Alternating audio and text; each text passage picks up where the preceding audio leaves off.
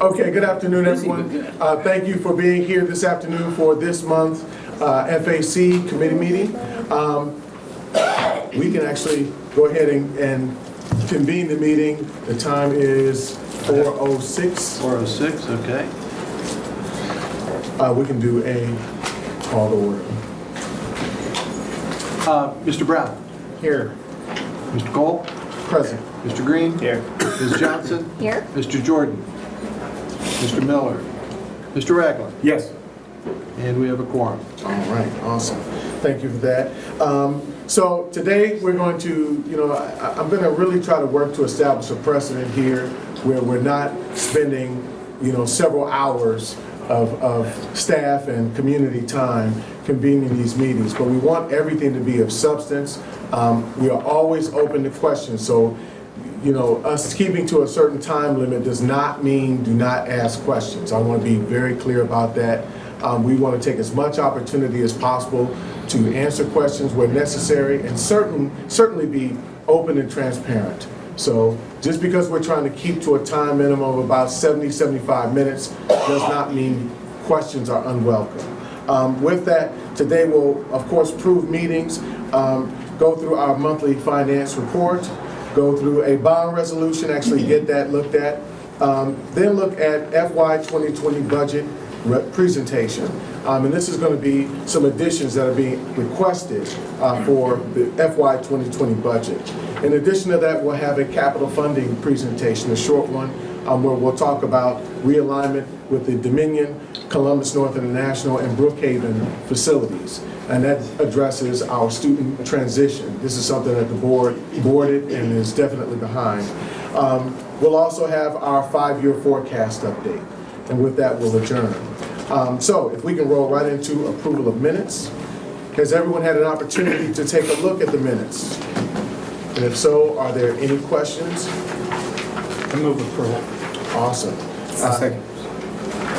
Mr. Treasurer's been moved and seconded? Mr. Cole? Yes.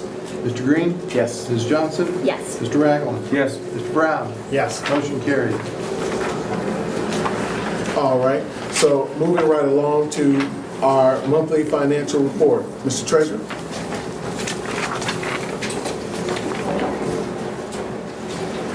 There we go. Thank you very much. Monthly financial report for March. I'll probably move rather quickly through this, given what we have on the agenda. So, once again, revenues are up year to date, about 43 million or 5%. Expenditures are down 13 million, or under plan 13 million by about 2%. This has been the typical picture all year long. Although total revenues ran under plan about 30 million for the month, that had to do with, you'll see, it has to do with property tax allocation. But that brought our year-to-date basis are still at 43 above, at about 5%. And again, expenditures ran under plan for the month and drove it further under plan year-to-date. The highlights, property taxes, if you recall last month, we, due to advances in the way they flowed in, that this did resolve itself to a 0.97 year-to-date variance, or about 4 million above plan as we expected. And in other revenues, the highlight continues to be the pilot payments. They're running about 13 million above plan year-to-date. I have received, although I've not had a chance to review it, but the attorney that handles this work for us has given me a spreadsheet compilation of outstanding pilot payments for this year and next year, and what we can expect, at least for the next year, year and a half to 2 years. So that will be helpful as we look at that. Again, just reiterating, personnel continues to run under plan, and purchase services are the other non-personnel item that's a highlight for under plan on the expenditure side. As you can see graphically, property taxes again right on the mark. State aid now running just 0.3 below plan,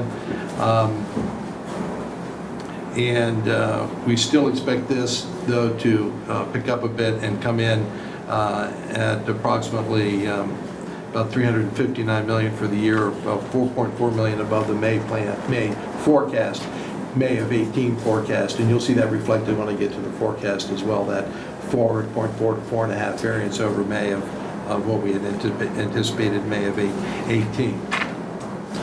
Other revenues, again, what stands out here, the property tax allocation actually came in this month. We had it in the plan for next. So when the plan catches up to actual, that will resolve itself and we'll be spot on there. Again, other revenues, as we looked at that, it's let's see, I think it's, part of it's 3.7 Medicaid, and part is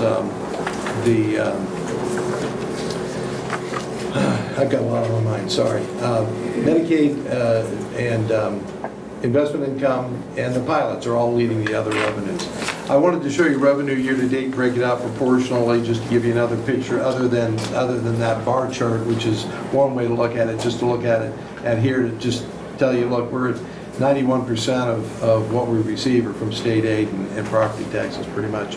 So when we look at the variances in these other categories, while sometimes measured in the millions of dollars on a percent relative to our overall budget, they're not quite as impactful as what might go on in property taxes or especially state aid as well. When we move on to expenditures, again, personnel running under plan. You see the charter and others in that category, vouchers and STEM payments, pretty much on plan there, and nothing noteworthy in other expenditures. Personnel, I just show you this graph again. I've updated it. The orange bar, if you will, is the right-hand graph. Actually, it looks more red up there, but it's actually orange.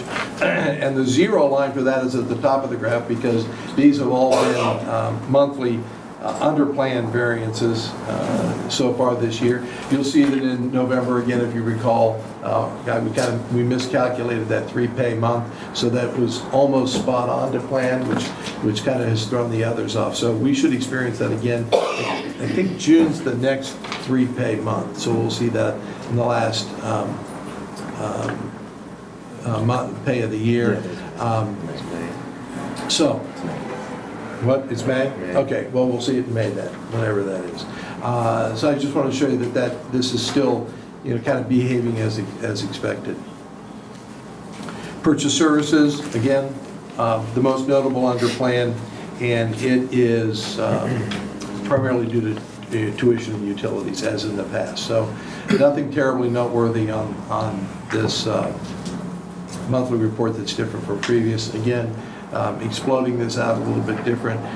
66% in personnel and 22% in charter, just 12% in all the other things that we do in purchase services, supplies, and capital outlay and things like that. So just Can trying you to say put that personnel expenditure one more time, please? Well, interesting, you're going to point this out, and my next chart's going to have a very interesting picture. So it's a nice segue. 66% in personnel, 22% in charter, and 12% in all other.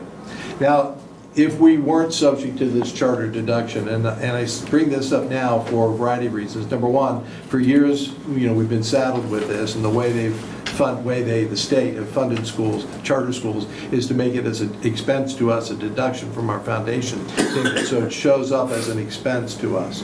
So those students are above the line in revenue, so to speak, and then they're also below the line in an expense.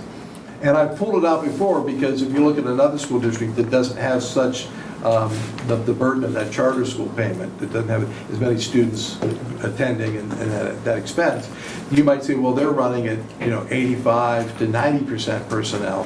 Why does it look like we're only spending 66% personnel? Well, if you take charter schools out, we are at 85%. I mention that now too because not only we used to argue about the cost of charter schools, the inequity, that we're on a cap and charter school funding wasn't capped, and they take more out per pupil than what we get on the revenue side, so we're net at a loss. And where does that net come from? And we say it comes from local revenues, and they say no, we're not taking local revenues, and I say, well, no, the pie's only so big if you don't take it from my state revenue. If I'm not getting it in state revenue, you got to be taking it from somewhere else. But today, what's interesting, in both funding formula suggestions, or at least one, The one 100%, the other one is kind of a hybrid, I would argue. they're talking about funding them separately, separate funding for charter schools, to take them not as a flow-through with us. So that will change our cost makeup significantly to look more like this than like that. Our question though about the funding, because we've not, I think 2 days from now, we're actually going to see all the bits and pieces of the formula so that we can actually look at it. You'll hear that most of them deal with additional funding for Columbus schools or any schools based upon net state revenue received. Well, the net simply is the gross minus deductions is the net. And well, that's great. They might say, well, you're going to get 13 million more, 16 million more, whatever it is each year. That's on a net basis. My question is what's going on in the deductions and what's necessarily going on in the gross? Because our net number is a net number after we're capped. So we really need to know how that flows through. And we'll get the answer. We're just, you know, today's Thursday, and these things came out, you know, within the last 14 days. So we're still working on getting those details. But just know that that's what we're looking at. More importantly, so that when you hear in the press, when they say, oh, Columbus Schools is going to get 15 million more or 16 million more, you're going to see in our forecast what we're already planning to get. Okay, so somebody comes back and says, what are you going to do with your $15 million? We'll say, well, it's already baked in the cake. Okay, just so you know. It's not like we plan on zero. We're planning on some increase. All right, so that's the expenditure side. When we get into the variance, kind of a regurgitation of what I mentioned earlier, you can see here that the property taxes jump out because both in terms of dollar variance and percent variance, they're greater than my arbitrary 5 million and 5%, but we know that that's strictly timing, and we also know what's in all other revenues in terms of what explains that variance. And my chart, those are the two that jump out as high. So when we look to explain variances, we've done that. Everything else is pretty much on target, especially the large items that represent 90% of our income. I've done that, other revenues. This is just a breakdown of what we now got. Already $14 and $15 million in pilots, and still more to come this year. Revenue sharing from the cities on plan. When we don't get until May or June. So that's just those explanations. Expenditure variances. Again, personnel stands out because of dollar volume, but a low percent.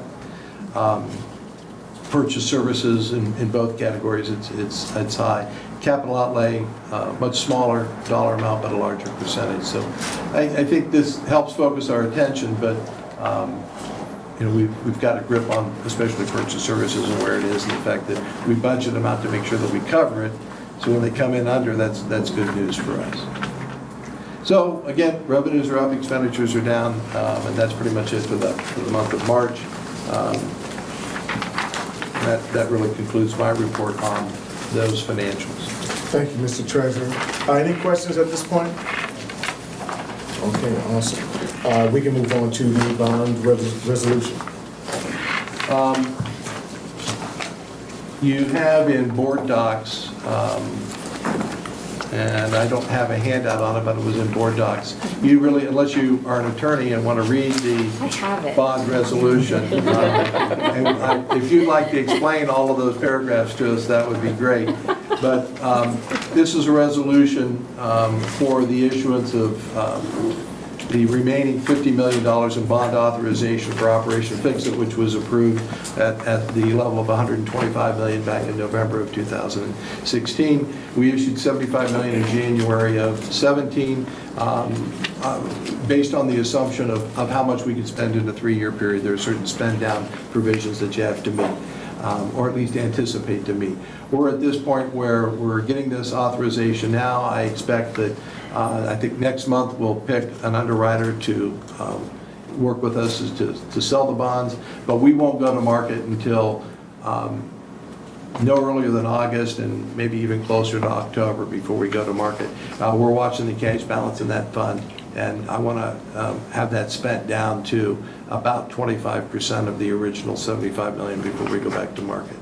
So it should be in that quarter, but we'll get all our ducks in order now This is just the legal authorization for me to proceed and issue the bonds and then sign the BPA, the bond purchase agreement, at the time of sale. Okay, so is this a request to ask us if we want to move this forward to the board, that we want to recommend this? It is on the board agenda already. I don't know officially. I wanted to bring it to you and let you know that it was coming and explain what that, just in part of our capital funding, this is one of those steps. So I don't really know if we need to have a formal recommendation, but feel free to if you'd like. I'd love it if there were any questions. Yeah, sure. He's been prepping us for this for a number of months, and so I think the board is prepared to receive it. I'll move that we forward this resolution to the Board of Education at next Tuesday's meeting. Second. There's a second. Okay? Mr. Green? Yes. Ms. Johnson? Yes. Mr. Ragland? Yes. Mr. Brown? Yes. Mr. Cole? Yes. That motion carried.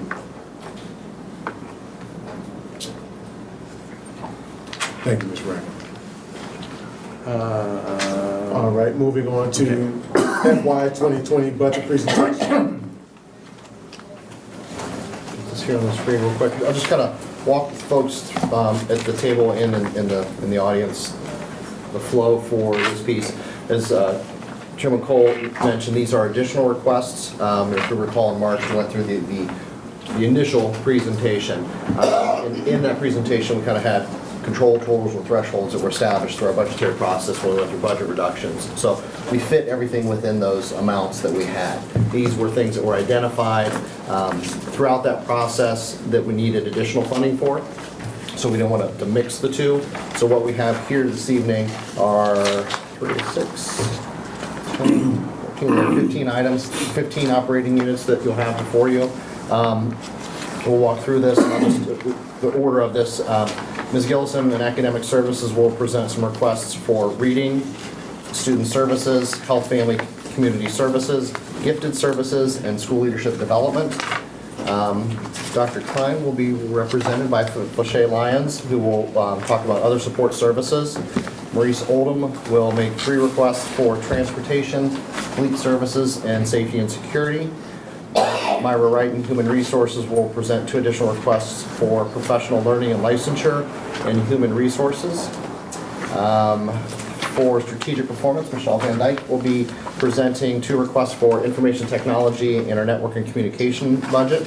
And finally, Dr. Dixon has a request for a new operating unit that we are recommending for improvement and innovation. So these will go rather quickly. So what you'll see in the slides are what the actuals were, what the initial request, and then what the additional request is. So the format will look the same as we did through March, but the highlights that you'll see will be for these additional requests. So we didn't bring everything back that you already saw. This is just focused on the additional amount.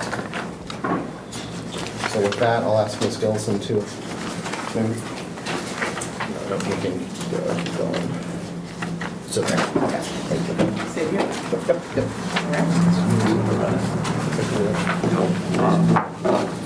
Good afternoon, Mrs. Gillison. Good afternoon, everyone. How are you? Awesome, thank you. Wonderful. I want to start with the Department of Academic Achievement and Student Support Services has the responsibility for the district's academic functions for 109 of our schools and 2 programs. Those programs being the Columbus Global Academy and Columbus Gifted Academy. I'm Alicia Gillison, Chief Academic Officer, and the additional requests for academic services are rooted in our priorities and our district's 5-year strategic plan. And those priorities are continual academic improvement, safe and secure learning environments for all students, strong culture and climate, and talent recruitment, development, and retention. So all of my asks will be relative to those. 910, the curriculum division supports our curriculum and instruction in all of our schools. And here we're requesting an additional $264,000, which will afford us the opportunity to expand iReady to all elementary schools throughout the district. iReady is an interactive online blended progress monitoring program that provides teacher-led lessons that are aligned to Ohio learning standards and provides differentiated instruction for each student. 913, student support services, and this is aligned with our strong culture and climate, and that is one of the district's priorities. And here we're requesting an additional $57,650, and this is reflected in hiring of 3 additional PBIS staff to support each division with implementing PBIS. And PBIS stands for Positive Behavior Intervention and Systems, and that is one of our tiers that we do to provide and to help establish safe and secure environments for our students and staff. And please let me pop in real quick, because I want to make sure they understand the difference here. When she was talking about the additional staff, this request is not for the hiring of the staff, it is for The materials, and mileage. equipment that are associated with the hiring of the staff, because this is the non-personnel piece. I want to make sure So thank you. that everybody for that understands that clarification. difference there. Sorry. All right, no problem. 930 is Health, Family, and Community Services, and this is aligned with creating safe, student-centered learning environments. And Columbus City Schools has a total of 178 automated external defibrillators. And those defibrillators are portable devices in the event that we need to send an electric shock through someone in order to get their heart pumping again. And so we want to make sure that all of our buildings are equipped with this device. And so the addition of the $219,000 is to ensure that we have AEDs in all of our buildings and that they are all operable.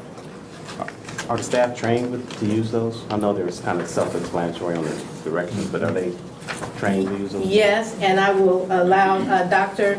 King to kind of address that, and she is our director of our Health and Family Services Department. Thank you for that opportunity. Okay.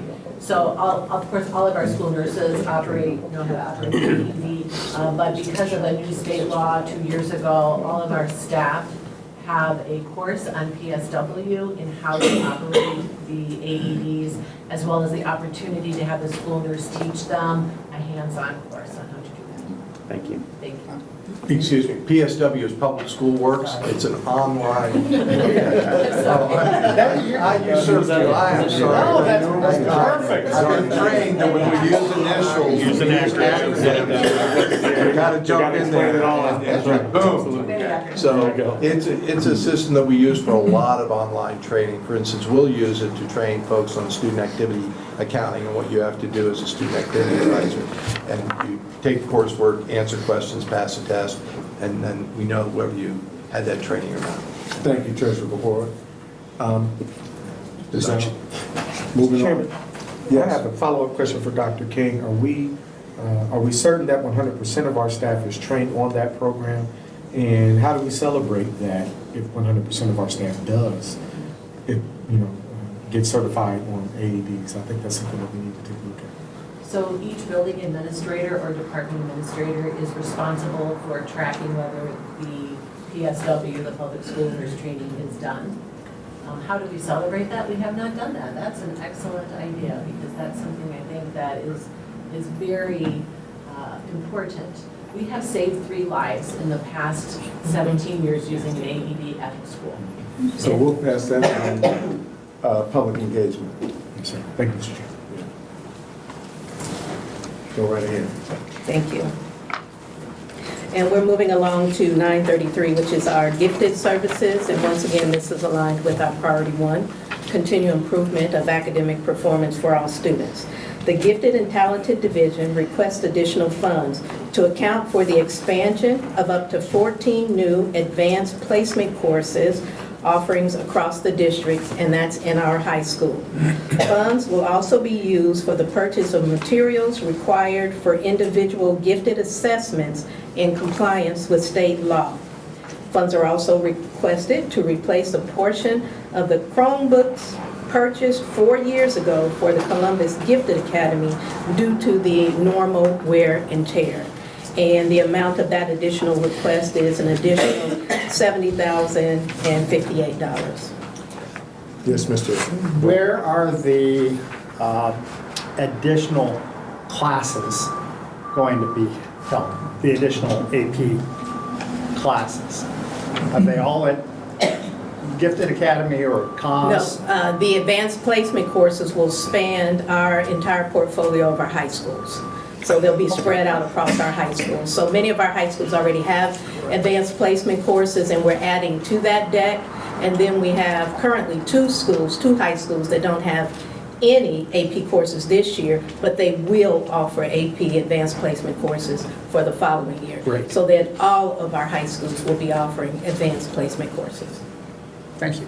Wonderful expansion, thank you. Moving along. Thank you. And we close out with school leadership development. And when we talk about the priorities of the district, this one is aligned closely with talent recruitment, development, and retention. And the additional ask is for $8,500. And that current request is for recertification for up to 15 of our principals who have been certified by the National Association of Elementary School Principals. Now, these principals that have been certified, they mentor new administrators.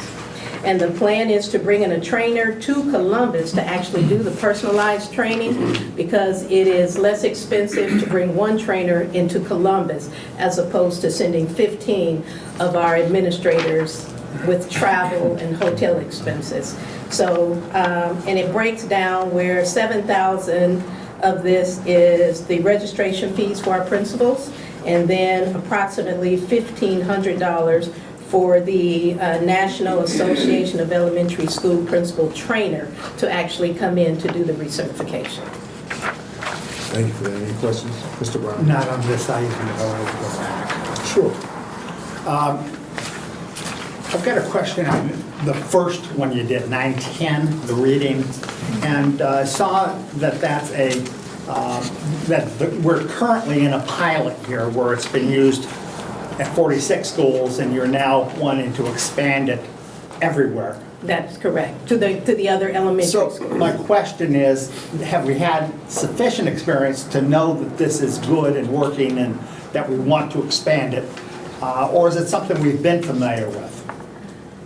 We have seen success, and that is one of the reasons why we want to expand. So this year was a pilot year, and when we talk about iReady, it is a type of artificial intelligence where it is really keyed into what our students need. And I am going to let Amber, is Amber here? I will let Amber kind of speak to some of the successes and some of the gains that we have seen utilizing iReady. Thank you. So far, yes, we have seen some improvement and growth in our students. We did a mid-year data review with Curriculum Associates, the company that has iReady.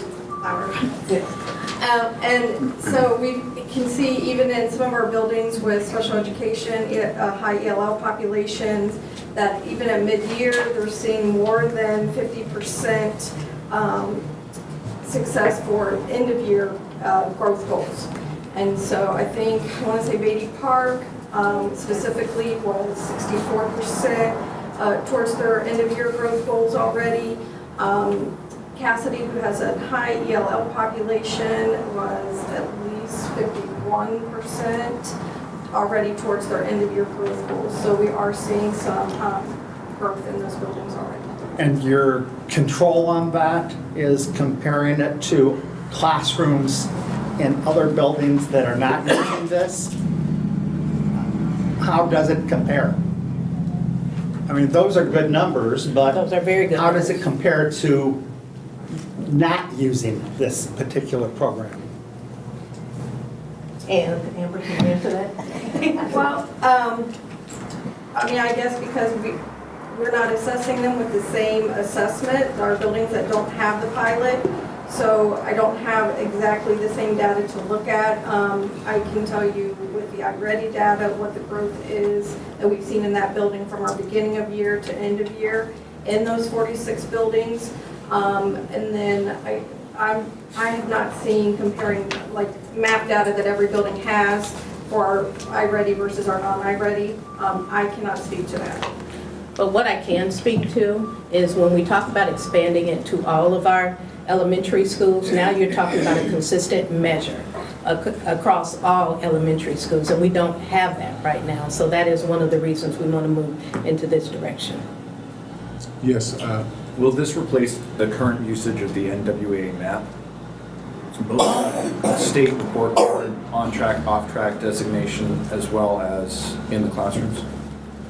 Or will It is an approved alternative or state assessment. We have had some dialogue about that, but I will share that NWEA MAP does not live in academic services, but that is something that we have been in conversation with our accountability department. Okay. just one last question before we move on, unless there's someone else. Is this more of an opportunity for real-time assessment? Absolutely. Kind of real-time, day-to-day assessment that also creates an equity situation where all elementary schools now have this resource to their avail, whether they make major use of it or not. It is available as an equitable tool to assess real-time skill set among students. That is absolutely correct, sir. And if I may, one of the more powerful pieces of iReady is that it also provides students real-time feedback. So if teachers are working with a small group on guided reading instruction, oftentimes if a student struggles, they will need to wait for support from their classroom teacher. iReady provides that feedback to the students so that they're able to move forward. And then the other piece is that, to Alicia's point, it allows us at the district level to look not only from across the district, but also by school, all the way down to student, to see who is performing well, who's at risk, or who's below. And so that then we're able to respond from a district level to provide focused and targeted intervention and support to that building and or classroom. Thank you. If there aren't any additional questions.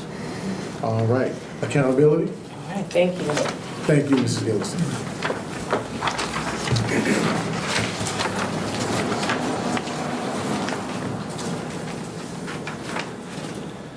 If you would just briefly introduce yourself again for us, please. Yes, Flashay Lyons. I am the Executive Director in Accountability and Other Support Services. Good afternoon. Good afternoon, thank you for having me. So we are in the Department of Accountability and Other Support Services. We're asking for 2 additional general fund increases. The first is for our Project Connect program. It is the McKinney-Vento Homeless Assistance Program, which is for our homeless students here in the district. It is a completely grant-funded program at this point, has been historically. We've had some additional conversations with ODE, however, recently, and we've learned that grant funds cannot be used for typical operating costs, such as general office supplies and staff equipment. So we're asking for a general fund increase to be allocated to support these types of operating costs for the program during the 2019-2020 school year.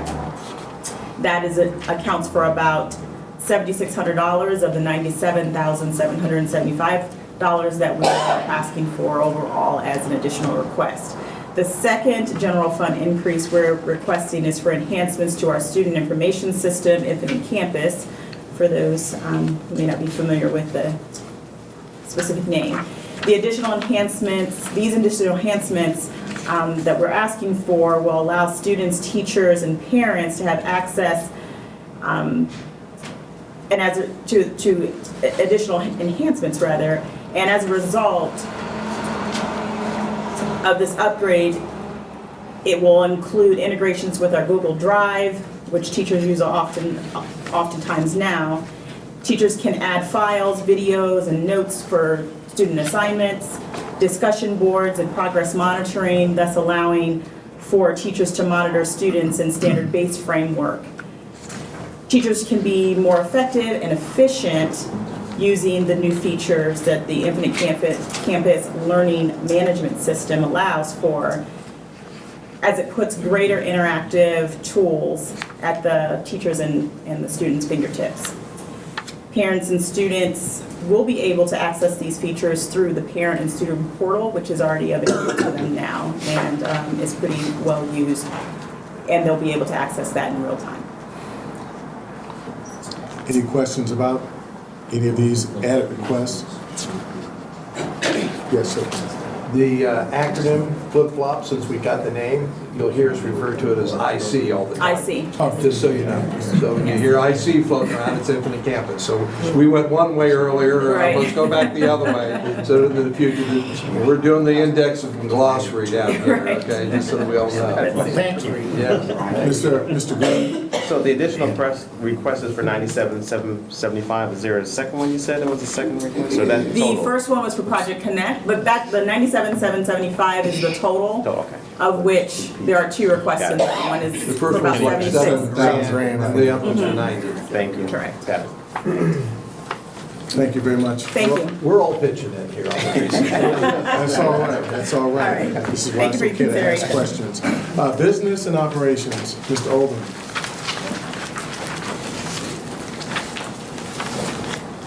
Afternoon. Good afternoon. So in business operation, we have 3 operating units asking for additional funds within the general fund. The first one is 947, which is transportation. In transportation, we asked for additional $354,000. This fund is to help support, as you may have heard us speak before, about the Tyler Drive, which is a program we're bringing on to our buses. Will be bringing on throughout the summer and be ready for the beginning of the school year. So initially, the program we received through grant funding, but again, to be able to service the program moving forward, we have additional training that needs to take place, as well as a maintenance cost that will be ongoing, so they'll be added to the general fund. So that's what those funds are for. And just to get, in Tyler Drive, if you don't remember, it's a system that goes onto the bus, and it mounts on the bus like an iPad, and you can put bus routes on the system, and there's different phases. First phase is getting a bus route so drivers can see the routes, opposed to looking at what we call a left-right turn sheet, piece of paper. And then the second, as we continue to phase it, it has the ability, as well as it talks to here about cards, where the youngsters could have RFID cards, and they could swipe so we know who's getting on the bus and when they move off the bus. So there's phases of bringing this on board. The second request is for... Excuse me, can I? Yes, please. Let me just interject. This is called Tyler Drive, and Tyler is the software provider for Tyler, our Munis system you was talking about, which is the accounting, HR, purchasing, all of that. This is part of that overall suite of products that Tyler provides us. So Tyler, as an ERP provider, can span our entire enterprise. Hence the phrase, enterprise resource planning or enterprise resource programming. So this isn't a one-off, this is a part of this whole thing, and we just got back from their annual conference, and one of the things that they showcased was Tyler Drive and the RFID cards for students as just an enhanced safety measure. So this implementation helps us along that road map to that kind of service. So I just thought I'd throw that out, that Tyler is the big program. Thank you for that. 948 is our fleet service. As you recall, several meetings ago, we came to fleet service with an increase due to change in inspections, increased repair parts. So basically, based on the history of this year, we're projecting and we're adding these dollars into our budget because we realize where our fleet's at. And we realize as the fleet age parts go up, our goal, as you know, and the integration was approved, we have 40 buses come on board. As we continue to move buses, hopefully we'll be able to balance this out. So as we look at this number, this includes that 850,000. It's not in addition to the 640,000 we did. That 640,000 that Marisa is referring to is part of this number. Thank you for that clarification. 958. 958 is safety security. That's for additional $150,000. This is to cover special duty officers for middle and elementary school, as well as special events and other related events. And let me be very clear, it's not like in the high school we have SRO on duty or school resource officer on duty during the day. It's when we have special events when we have to cover. We're covering it now, so it's not new, but we're seeing this increase with the events that we have, in particular with the security around the country that's going on. And then the second part of that is to cover alarm maintenance throughout the district, making sure your contacts are up to date, and make sure when they get broken, you repair those, and so the maintenance of those, as well as the access control. Many of our buildings, or most of all of our buildings, have swipe cards to get into the building, but you also have to have maintenance dollars in there to be able to keep those up as well. So that's what that additional $150,000 is. Any questions? Can I go back to the previous one? Yes, ma'am. The Ms. Carson. 650, that was for, not for this school year, that's for next school year? So what I think what Scott was referring to, when we came to the board originally, Right. that 650 was for FY19. Correct. Okay. So when we projected our budget moving forward, in this 850, the 650 is already included in that number. This is, here's something different. I'm not sure. This, the one we, sidebar you later. Thank you. Yes, that's it. Thank you, Ms. Carson. All right, human resources.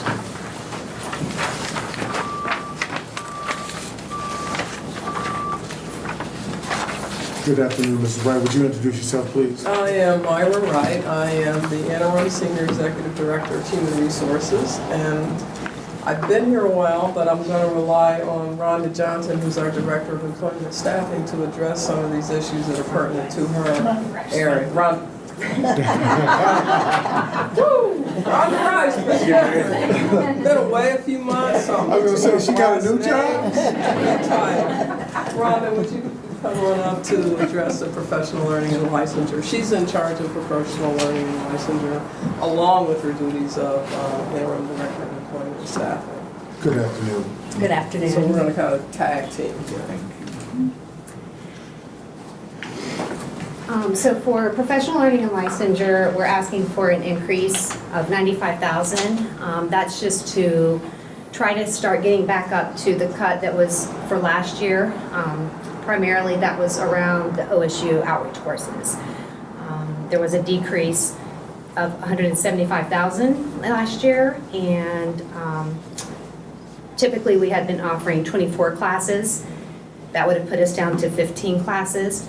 However, OSU, just because we partnered so long, they still continued to allow 24 classes this year. So basically, they gave us free classes at the same amount. We paid $299,000 this year for those classes, whereas typically we would have had $474,000 that we would have paid for those. So just kind of a good effort to try to show them that we're getting back up to where we were, is what we're asking. Okay, thank you for that. Any questions? All right. 960. And so the next thing that we're requesting is an additional $34,000. As you are aware, that we would definitely like to increase our efforts in diversity recruiting, and so we've put together a strategic plan to help us improve in that area. And in addition to that, we're going to need to purchase additional technical equipment to upgrade computers and the support needed, even down to things like electronic faxing. We have very antiquated processes with paper, being a very paper-intense organization, and we are requesting an additional $34,000 so that we can improve our technology. Any questions? Okay, thank you for that, Ms. Wright. All righty, thank you. I apologize for your Strategic performance. Ms. Van Dyke, please introduce yourself. I will, thank you. Hi, I'm Michelle Van Dyke. I'm the Director of Technology for the district. And the purpose for asking for our additional funds is to support all the things that everybody just asked for. So that was easy.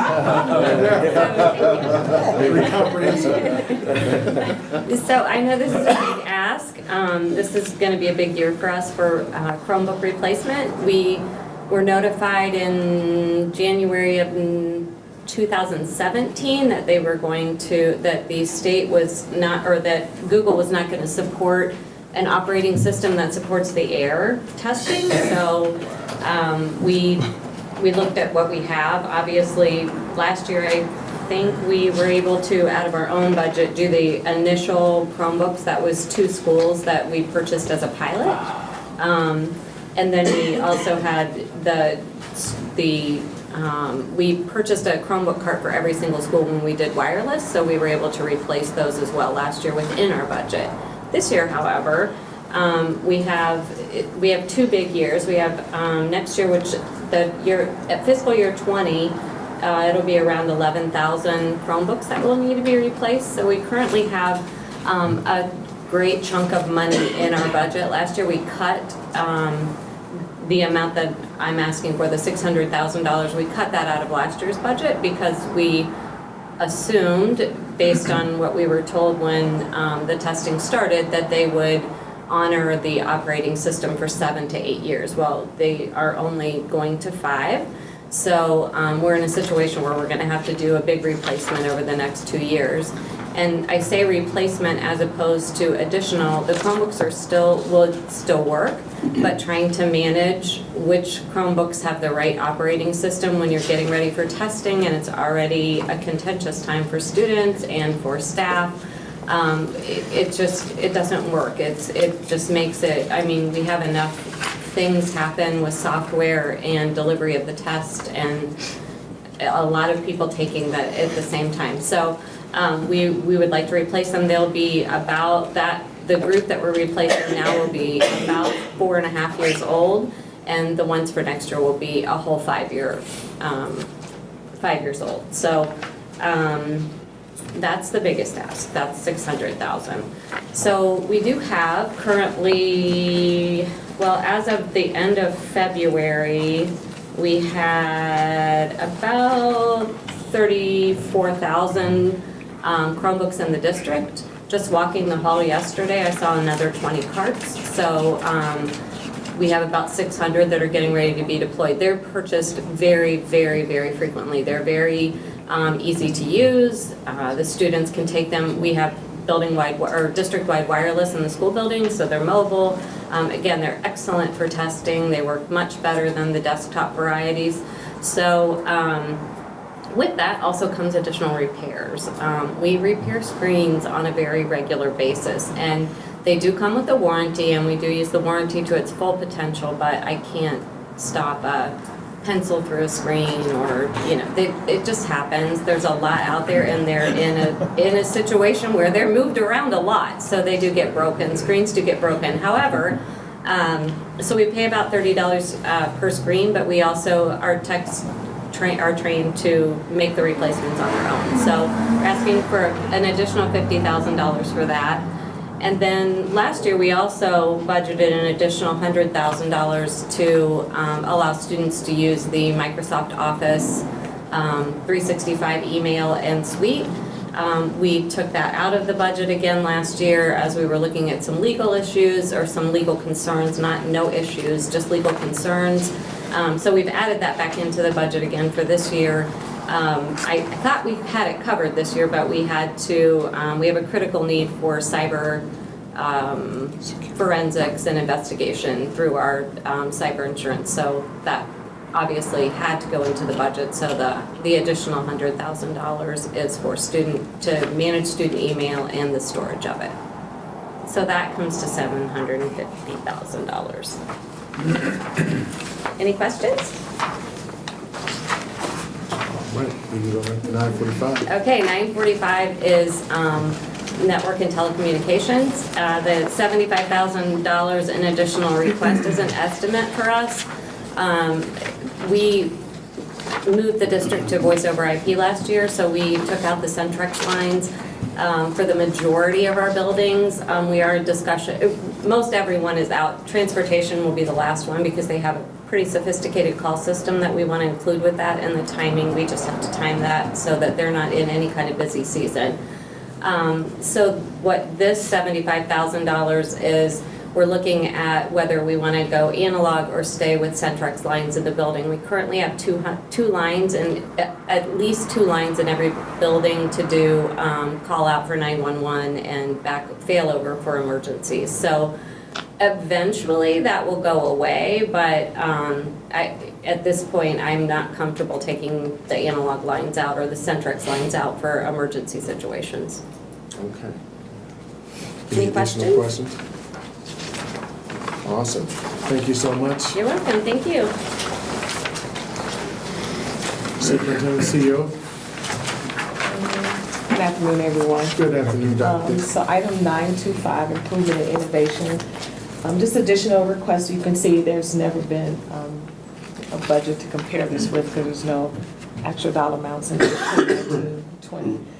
But this is a new budget created to support the research, creation, development, implementation, replication, and scaling up of evidence-based innovation designed to improve student achievement and attainment. This will support innovation and proven approaches that address persistent education challenges while also building knowledge of what works in education.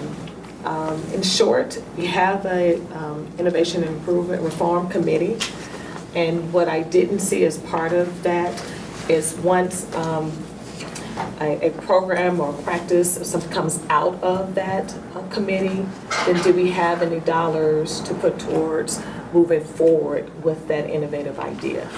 So I wanted to put some dollars, a line item there, so if we move forward on something, then we would have additional dollars if we needed to go see an innovative program at a school or a research institution. If we wanted to start up something, a pilot program, that we would have dollars to do that. So that's what that line item is for. Awesome. So R&D. Yes. Okay. Any questions? Yes, Mr. Brown. Just, and probably don't need to discuss it fully now, but these are expenses that the committee, if an idea comes out of the committee, correct, this particular committee, it's not going to the board necessarily, it's an administrative matter. Correct. For example, if we decide we saw something, innovative program at a school district in Texas, right? This would give us an opportunity to send some teachers and staff members to perhaps go see it.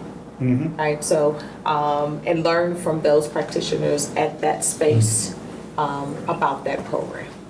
And it takes away, because sometimes we do have professional development monies and stuff like that, but I didn't want to take those monies because those are already driven by our current educational programming and outcomes. And so I wanted some discretionary funds to say, you know what, here's something we really think will work, and it's been vetted through this committee, but not take monies from other projects and departments in order for us to visit and experiment with. Does that make sense? Sure, that does make sense. It may, and need some more thought, and we're going to have discussion on this in the near future. Yes. It may be a committee that reports to you. Correct. Could be, yes. Okay. Thank you. Thank you, Madam Superintendent. Does that conclude? Yes, sir. Thank you, Mr. Goodman. All right, moving on to capital funding. Mr. Trevino? Sort of. I'd like to start it. Okay.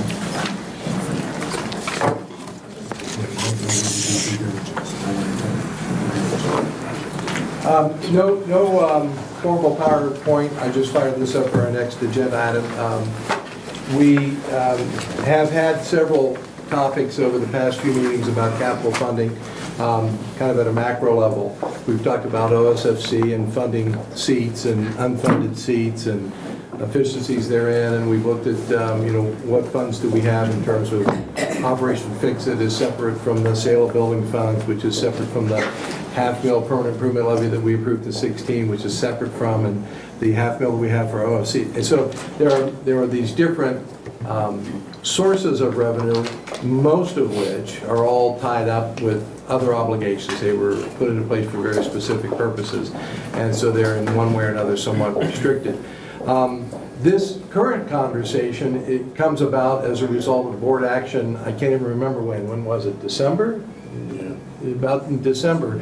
And I won't give it justice, but I'm calling it a realignment of the programs that are at Dominion, North International, and Brookhaven. And they're kind of moving some things around and creating a new middle school language program to ultimately go back to Dominion.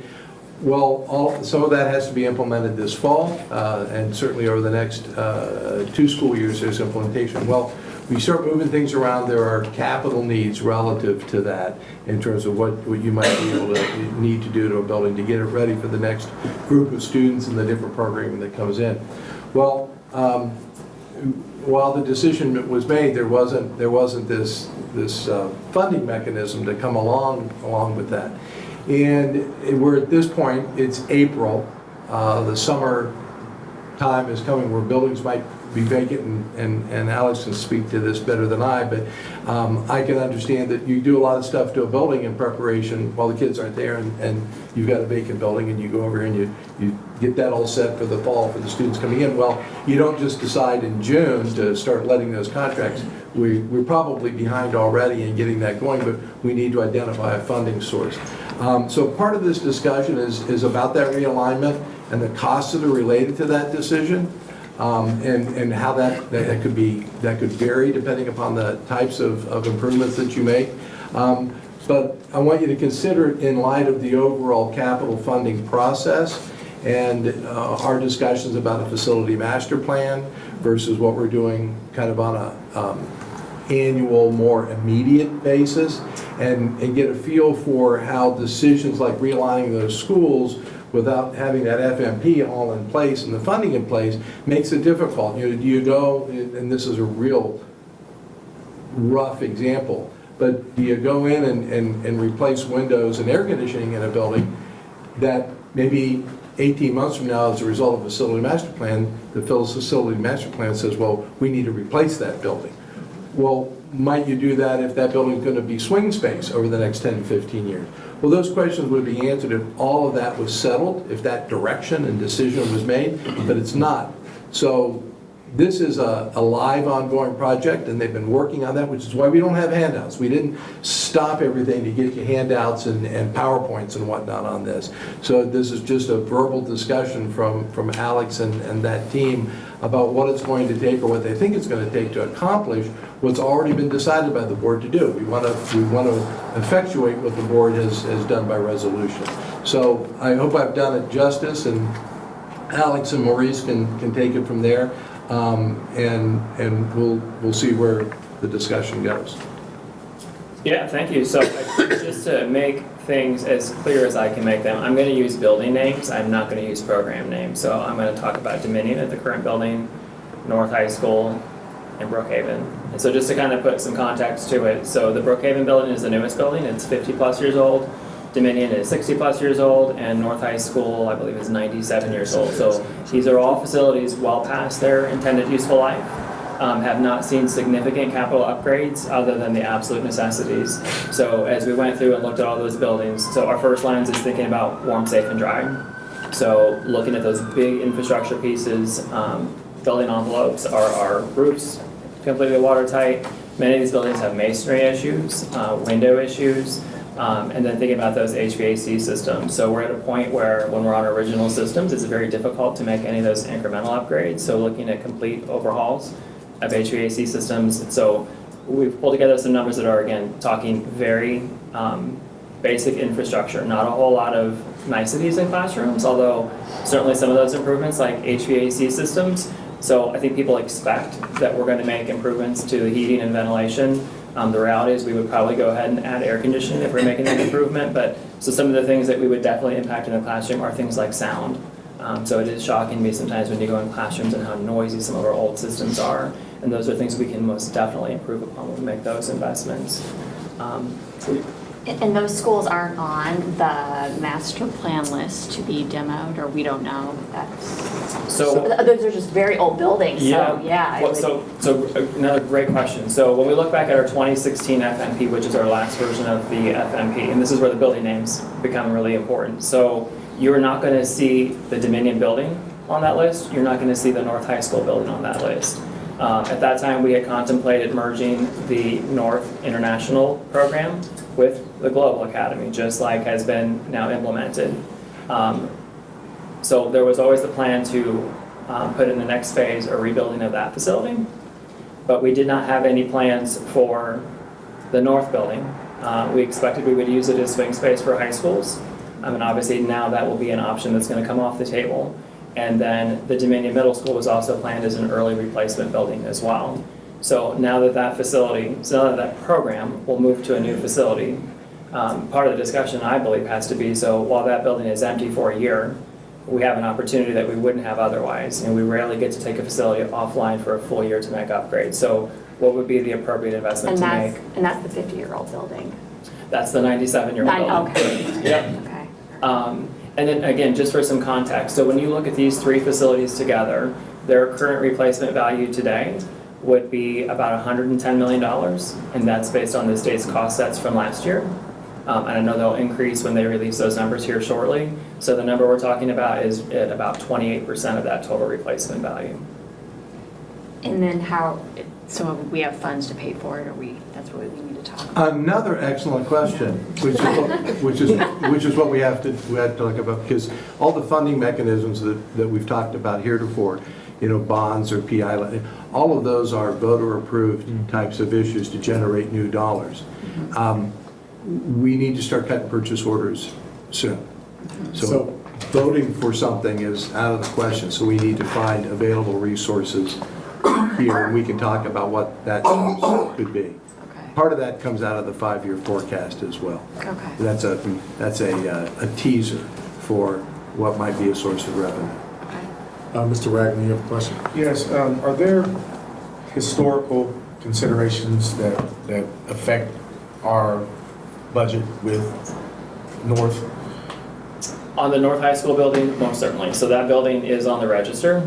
And so we'll have to look really closely, particularly at those things on the exterior of that building, but there will also likely be some interior ones we'll have to be mindful of. Right now, we're not contemplating any reprogramming or changes of the interior spaces necessarily, but we are talking about some significant improvements to the exterior. If you look closely at that building, you'll see there's a lot of damage to the brick and the masonry, the limestone detailing on it. So in terms of keeping that building watertight, that's an investment we think is pretty important in terms of protecting the interior finishes.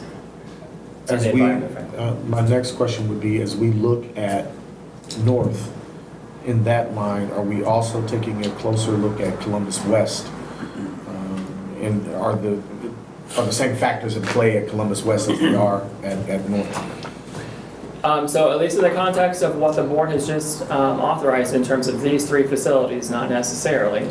However, so we did learn a lot from doing the HVAC upgrades at West High School last year, and that is one of the upsides is that when you look at the infrastructure of how the North building is built, it's actually remarkably similar to what we just did at West. So, I mean, it'll be a whole different project, but I would expect that it would actually look very similar, which on the inside you see almost nothing. It's all hidden behind chases and in the basement. So I do feel good about our ability to get the work done based on what we've learned there. Yes, sir. Thank you, Mr. Chairman. Thank you, thank you. Is there any additional to continue? Okay, so with this in mind, I mean, I thought there was a wonderful question of exactly how do we afford this? And you're speaking exactly to a situation of this is a need for a cash on hand type of project moving forward. Is that correct? That's correct. You said that this would come to about 28% of 110 million. So we're talking 30 million? Yes, sir. Okay. Provided that we're not going to use, or it's not recommended, it's not recommended that we utilize the tool of bonds issuance to afford these costs through Project Fix-It or some other means, would a transfer from the general fund of 30 million be appropriate to address what we've requested as a board for these projects? Well, that's cash, so it's definitely appropriate. I mean, there is that available, and you'll see in the forecast what kind of an impact that might have. Thank you. You can figure that out from there, but our most readily resource for cash is the general fund, especially of that dollar amount. All the other capital funds are spoken for. And again, with capital funds, because there are projects behind all of those dollars, it's just as simple as if we do X, we can't do Y. And so to the extent that you go and address this with current capital funds, you're going to delay something else and not do something else. And we've I think in our conversation, both internally and externally about capital funds, our need for capital funds is measured in hundreds of millions of dollars. And our, for instance, our one sale of building fund has like $15 million in it. So that we need cash. We just simply need $30 million infusion of cash. It's as simple as that. And if you're asking for my recommendation or my request is that you make that infusion of cash and allow this team to put into place what's necessary to effectuate what the board wants to do, and that is not only fix up the buildings in general as an overall effort, but move programs. And let them do that in an efficient way, because as Alex said, you don't often get an opportunity to have a building. You go in and fix it up, right? No, we do understand there's academic impact to this and implication to this as much as it is capital improvement. Thank you, Mr. Chairman. Mr. Pavord, do you believe that there's a way that we can operate more efficiently in a process like this? I mean, do you have recommendations that say, you know, as we make decisions that are academic, how do we properly include these discussions, or should the two just be separate? I mean, I guess that's probably a question between the both of you. Like, do you really want to, you know, it's an academic question, we'll figure out the financing later, or is there a way that we could do it better in the future? Well, you gave one example, make a decision and figure out how to fund it later, and then you're several months down the road actually putting into effect what you just decided you wanted to do. The other thing is you know, just require financial analysis, and typically you have that. Typically we want to, I mean, looked at all the budget requests that came. We want to do this, and it's going to cost this. So I think that process would have been helpful in this particular instance, precisely. But that wasn't done. So my recommendation is when you ask to do something, that there be a cost assessment done with it. And that won't be anything new. That won't be a shock to everybody. We're not going to wring our hands and go, oh no, now we got to tell you how much it's going to cost. We know there's a cost. There's while, you know, I know while I've been here, I can speak to the time that I've been here, we're very cognizant of the 5-year forecast. Not so much in that you know what all the different columns mean, but we're very cognizant that what we do has a financial impact, and that financial impact ultimately is reflected in our long-term financial health. So we all understand that. That's been internalized very well, I think. So I don't think a decision goes by that somebody doesn't say, well, is that in the forecast? They certainly ask on an annual, Scott's kind of the annual guy, I'm like the 5 to 10 year guy. They certainly ask on an annual basis, do we have the appropriation authority to put that in place? But then also, how do we factor that into the 5-year forecast? And so I would say that's my long-winded answer of you always ask the financial question when you're making a decision. You just always do. Yes. Just curious, I think it was at the board meeting where this decision was made, the resolution was made for the movement of programs. Was the potential cost explained to the board at that point in time? That was kind of what I was saying. The answer is no, that I know of. Anybody else know? No. Is this estimated 30 million coming out of the upcoming fiscal year, or is it going to be able to be stretched out, since we're looking at 1 year's worth of movement for one building and another year? I mean, I get what Alex is saying. He now has the opportunity to get in Columbus North to do some work, but then Dominion's going to be sitting there for a while. So are we looking at this 30 million coming out of the current upcoming fiscal budget, or is it going to be able to be stretched, since we're probably looking at a 2-year process before everybody's moved? Technically speaking, my recommendation is that it come out of this fiscal year, and we make the transfer out of this fiscal year. We put it in a separate fund and we hang on to it, and it's isolated and segregated on our books. So that 30 million would be there, and it would be available for however long it takes to do those projects. So the next I would want to make sure that we have this capital need, we have these projects identified, so we are going to fund it right now. So if it's coming out of general fund, and we just had quite a few additional requests put in. Do we have an idea where we're cutting? Because in order to mysteriously come up with 30 million, we have to be looking at cutting somewhere to come up with 30 million out of general fund. Wait till you see the 5-year forecast. I have. Okay. Well, it's gonna come out of the 5-year forecast. So the variances that you see that are favorable in the 5-year forecast, where we build a cash balance over the next 5 to 8 years, you'll just pull 30 million out. All right, so if you have concluded, then we can walk right into the 5-year forecast. Yes, sir. Great segue. Thank you, Mr. Trevino. Hang around, because there might still be some questions.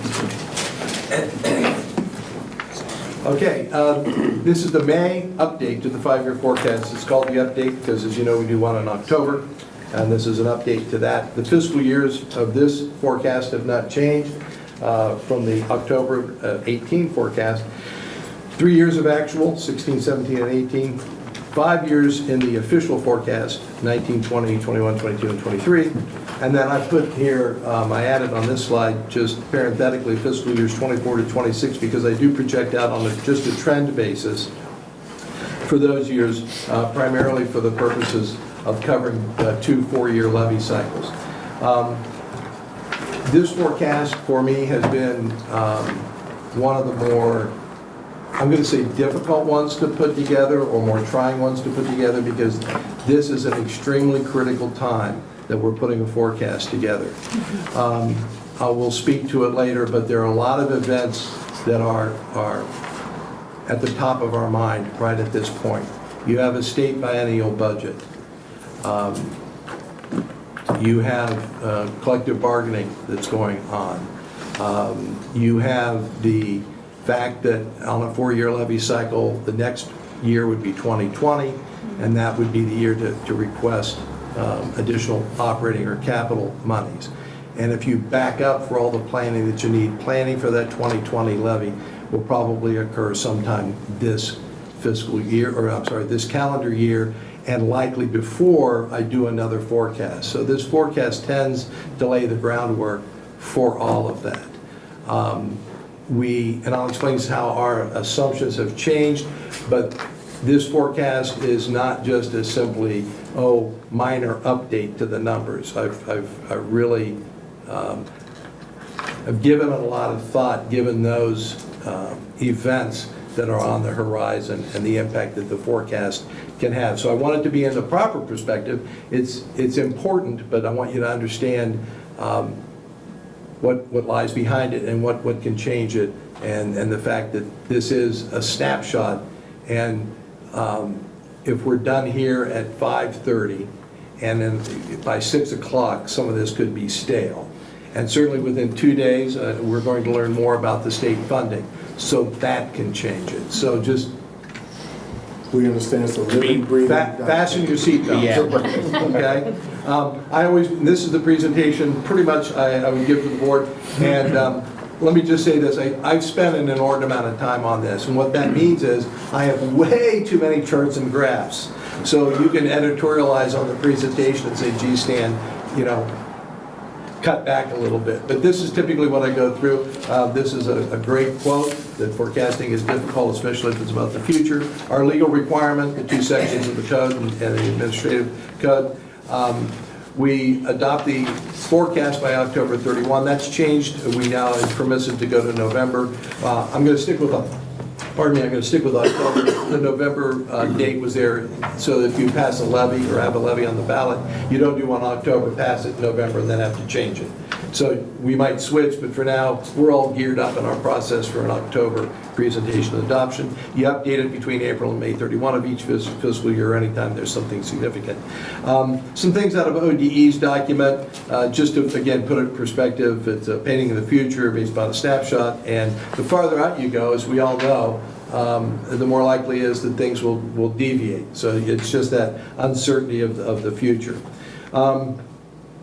Lots of events that can impact the latter years, and I put this one in there as a quote simply because even ODE notes that of all the events that could occur out there, the first one they mentioned is the state budget.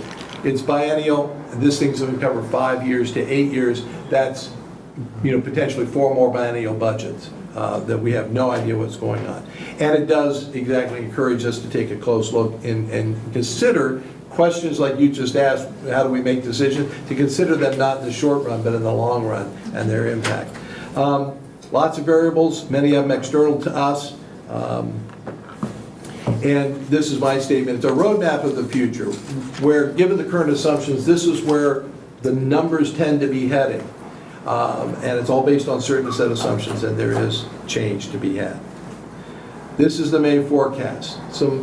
I'm going back to May of 18, not to October of 18, but I'm just going to give you a one-year picture of where we were at this time last year and how we get to where we are now and what's changed, how our assumptions have changed.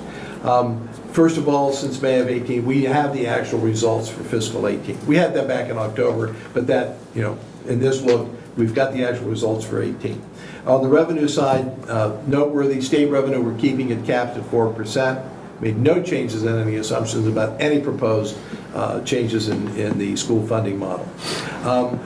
Another thing that's happened, as you've seen through all of our financial reports, we've had some very favorable, you know, in the $20 million range, results in local revenues, investment income, pilots, things like that. The question arises, how much of that do we include going forward? Is that, there's a word for it, I can't remember, not replicable, but just ongoing. It'll repeat itself. I had a better word for it, but I can't remember now. On the expenditure side, we're running under plan, under budget. You know, how does that impact us? Well, certainly as we factor it in from the results of 18 and factor it in for 19, those numbers will feed forward into future years, and that's another aspect of the forecast that I want to display and show for you that changes in kind of year one have sort of a leveraging effect out into the years. They magnify themselves. In the case of revenue, oftentimes last year's experience is the basis for predicting the next year's experience. So when that first year changes, they naturally, it's multiplicative, if you will. On the expenditure side, mainly in terms of personnel and fringe benefits, the experience tends to drive the future plan unless you add FTEs along the way. So when you make changes, have you good positive experience, that lowers that base so that can lower those expected expenditures in the future. On the non-personnel side, not so much anymore. Used to be that way, but that's not how we do non-personnel anymore. All the folks that were in, the were is the correct word, were in the room that do their budgets, they do them over 5 years, so we can plug that in. So it's not, it only changes if they change it, all right? It's not just me doing a percentage change. All right. We're going to make some adjustments based upon our just what I explained, and I will just caution everyone, we're typically very conservative. But as we begin to say, well, let's go ahead and add, let's assume that a certain $1 million of pilot payments is going to continue to come in, or we're going to have those investment results that we've had before, or that, you know, health benefits will continue to rise at the rates that we factored in. That takes out some of the conservativeness of that. What's that mean? Well, typically we like revenues to come in above our estimates and expenditures below. As you narrow that down, you slightly increase the probability that there might be a flip-flop, that revenue would fall short, expenditures run over, and that's the possible outcome that we don't like. You can be over, under, or spot on. Spot on, while a great target, it's very difficult to do. So we tend to like to be on the over budget, favorable, let's say favorable, favorable both in revenue and expenditures. But we're squeezing a little bit of that. Why? I will tell you right up front, the reason why I want to be a little bit more aggressive and a little bit less conservative is we're facing a levy. And to the extent that we're comfortable squeezing that down and having the picture look as good as we possibly believe it can look, it lowers the millage request.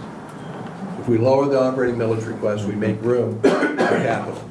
I mean, understand that this isn't just about what are we doing operationally year by year by year. This is also at my level, and what I have to worry about is levy planning and working with the board with how do we finance the school district and provide sustainable funding for the educational program. So this is all very, very interactive. All right, so what's happened to ending cash balance? Just a quick look. 18 through 23. Back in May of 18, we only had the 5 years 18 through 22, which is why you don't see the blue line extend out to 23. You can see some of the improvement over time. And I will say, I guess I should switch and look at my notes. This first is my example of what I call the lever effect.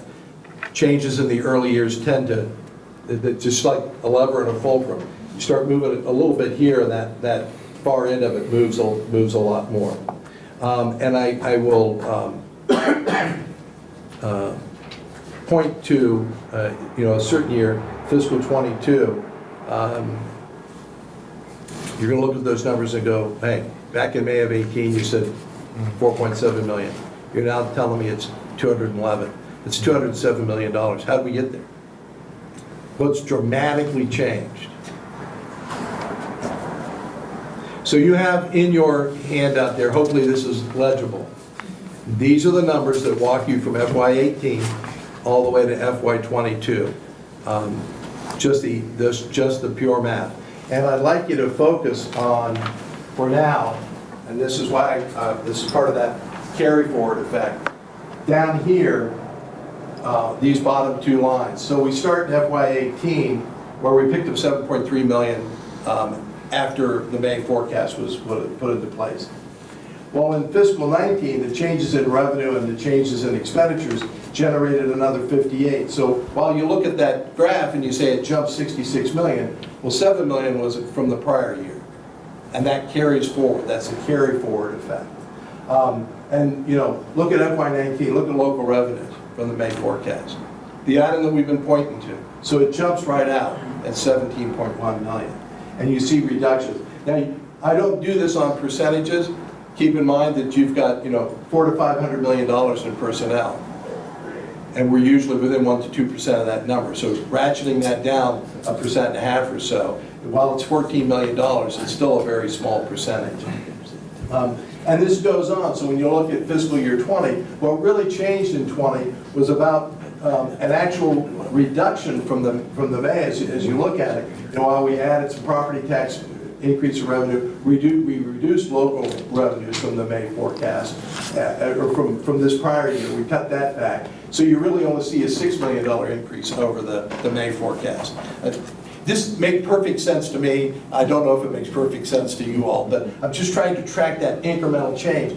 So at the end of 20, yes, it's gone up $100 million, but you can see that 7 million was from here, 58 from here, and just 33 from this year in terms of the change. So when you look at that, you go, well, Stan, it jumped $100 million. Well, it took 3 fiscal years to get there, is kind of my point. So when you get all the way down here and look at this is the 207 million, it was the end result of a 7.3 million jump, a 58 million jump, a 33 million jump, a 44 million jump, and a 62 million jump.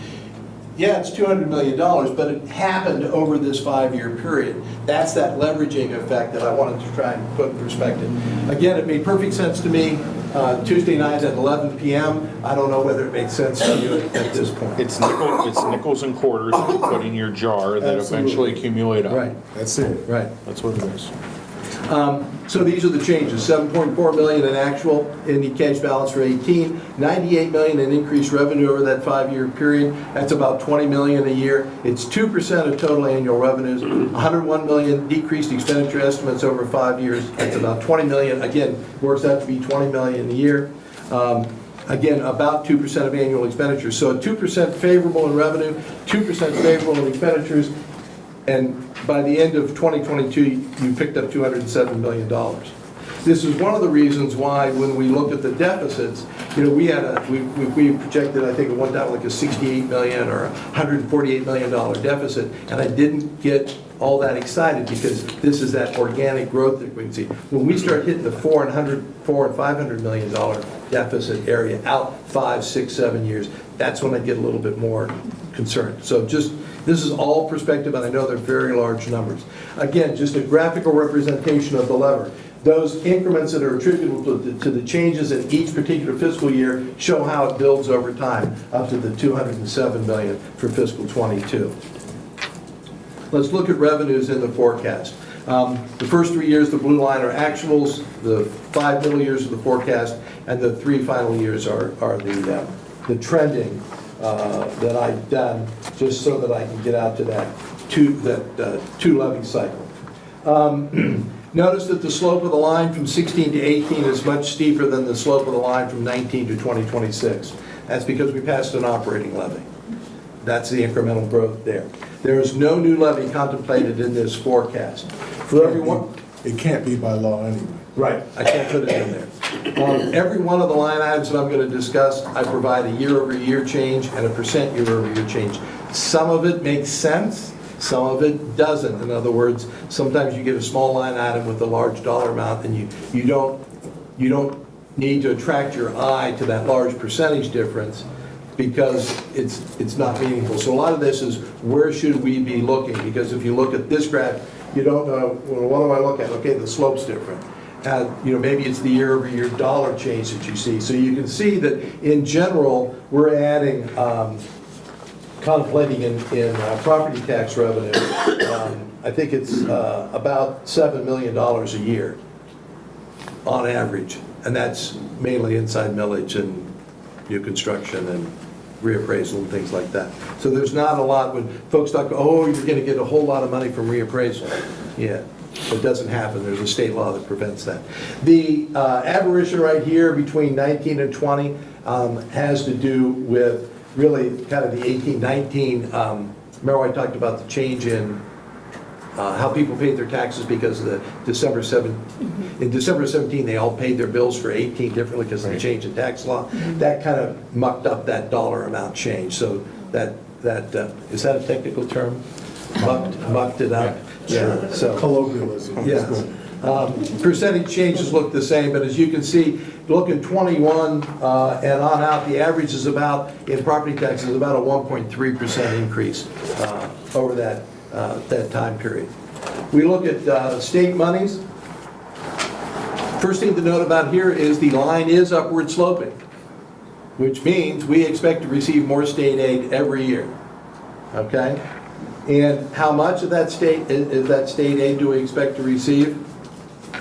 Well, it averages out to about $14.5 million a year in additional state aid. Now, I don't know whether that's really gross, because we post gross in terms of state funding, and then the deductions are an expense. So the net number is, you have to calculate that net number. But regardless, A minus B equals C.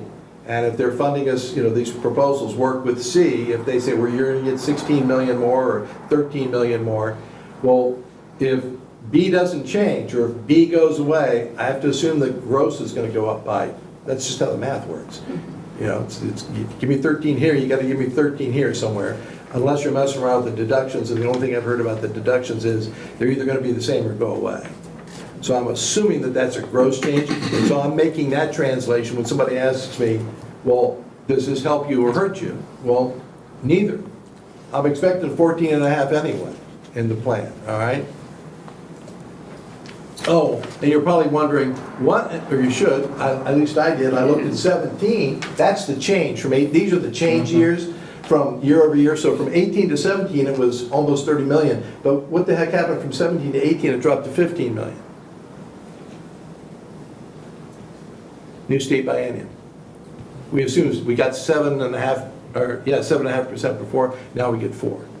That's what precipitated our first round of cuts.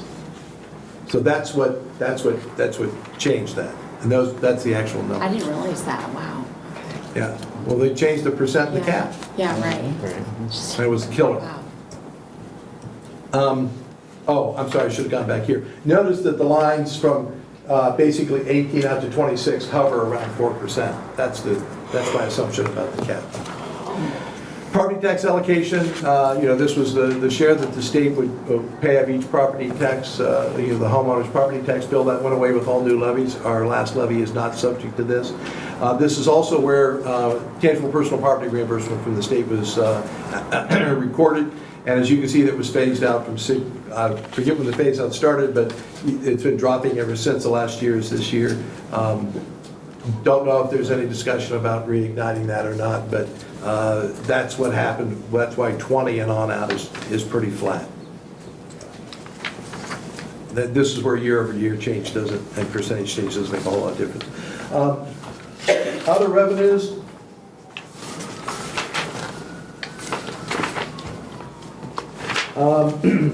Look at 19, because in here, this is all the other stuff.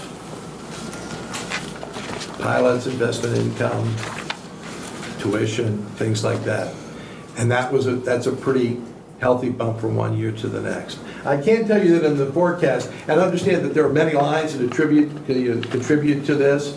I did increase investment income. We usually put in about a $2 million placeholder. I increased it to 5 throughout. The pilots, we usually keep it at $2 million. I increased it to 6. It isn't reflective of 19 actuals, but it's better. So if you look at that, about $7 million a year. So taking a little of the conservativeness out over the 20, 21, and 22, those 4 fiscal years, accumulates to about $28 million. This was one of the ones that I was most uncomfortable with, but at $28 million, I think we're okay. I've just recommended that you pull 30 million out of this picture, so put the 28, I'm okay in.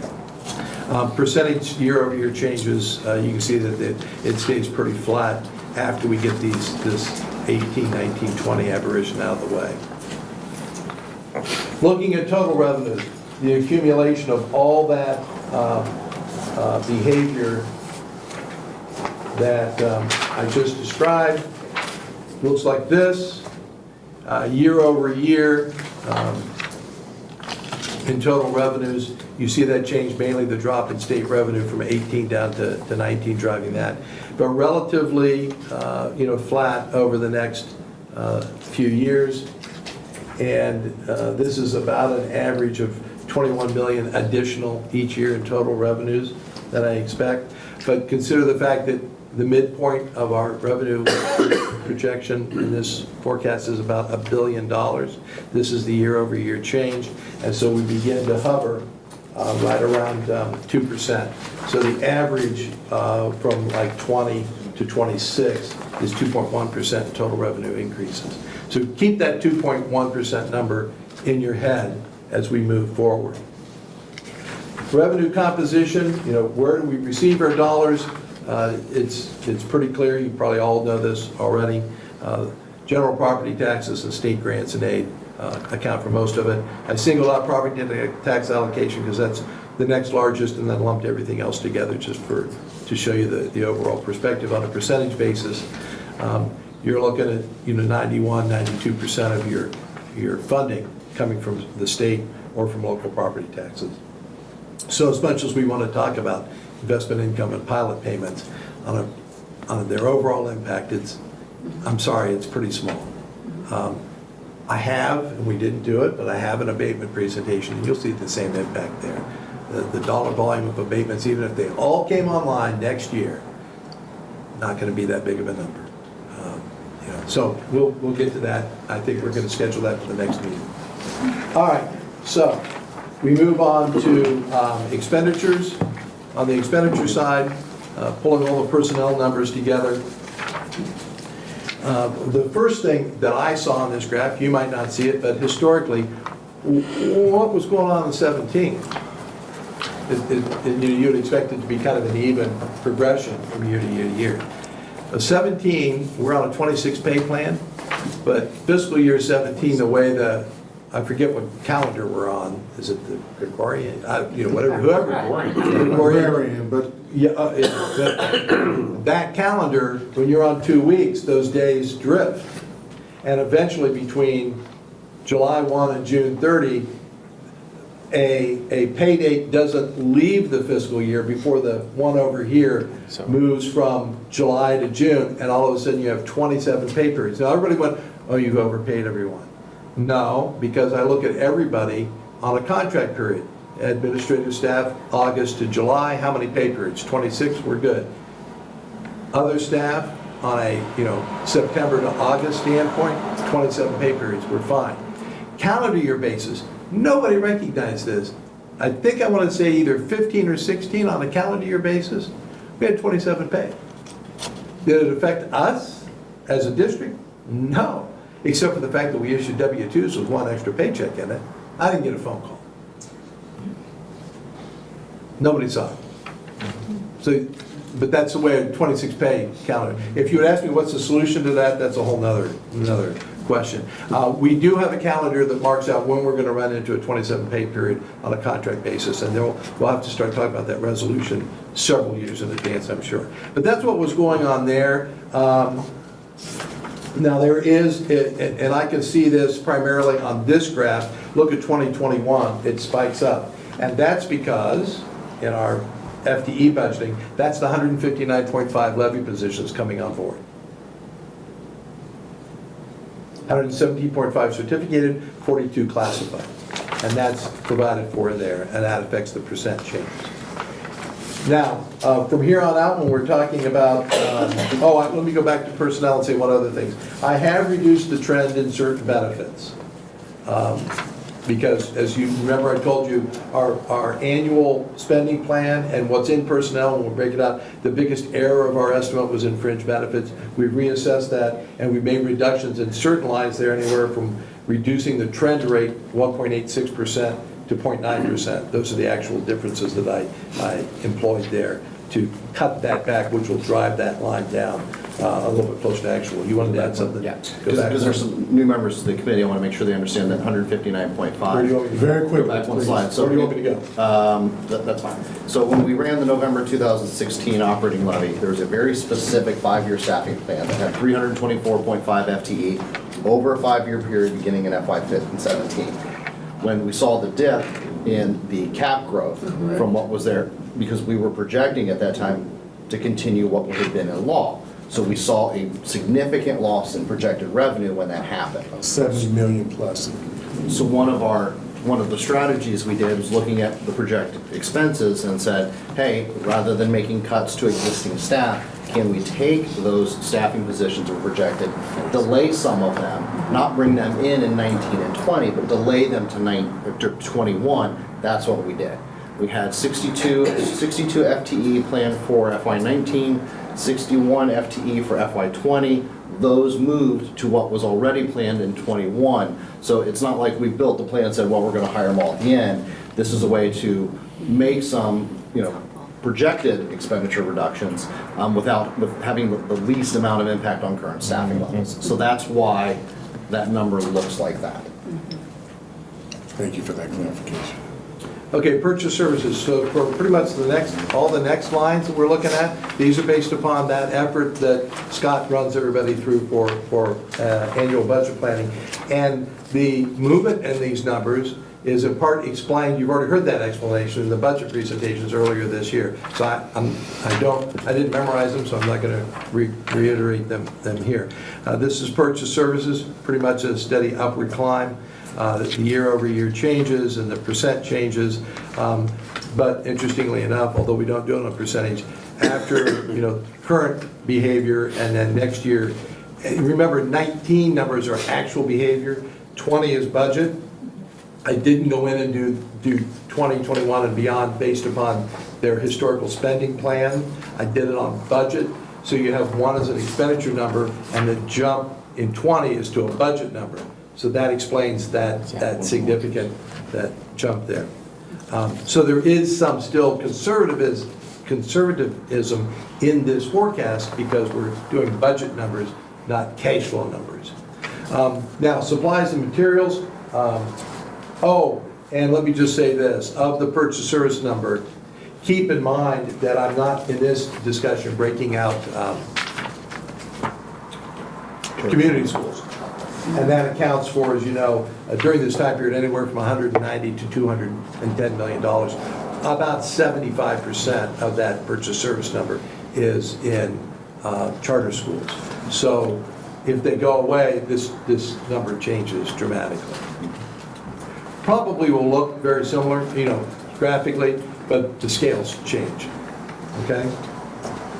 Now, speaking of changing in scales, when we get to supplies and materials, notice that the y-axis has gone from hundreds of millions of dollars to tens of millions of dollars, okay? So this is what we have planned.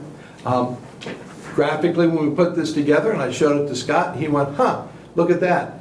There's the textbook adoption to 2021. All right? And then, again, year-over-year change, it helped point it out, but we get it. And why this graph doesn't work well, it's because you have a textbook in one year, it looks like, well, you really cut your expenditures the next year.